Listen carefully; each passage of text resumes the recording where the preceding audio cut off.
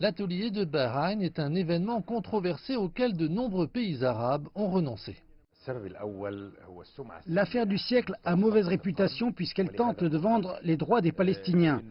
Trump l'a précédé de décisions dangereuses. Annoncer Jérusalem comme capitale israélienne et annexer le plateau du Golan à Israël. C'est pour cette raison que l'événement a perdu sa crédibilité.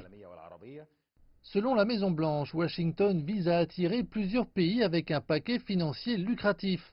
La part de l'Égypte est de 9,1 milliards de dollars.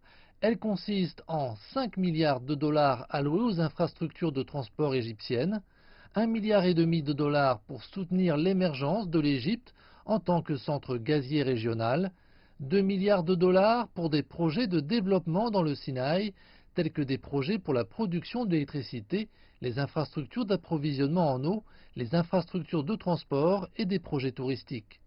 Le solde ira à des projets d'infrastructures entre le Sinaï et Gaza et soutiendra les exportations égyptiennes.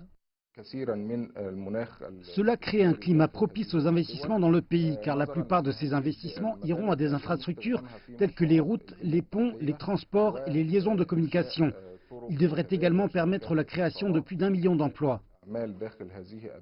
L'Égypte est en phase de réformes agressives visant à reconstruire une économie bouleversée par les troubles politiques qui ont suivi le soulèvement de 2011. Ces investissements, s'ils sont approuvés, ouvriront la voie à l'attraction de capitaux étrangers et de sociétés étrangères dans le pays.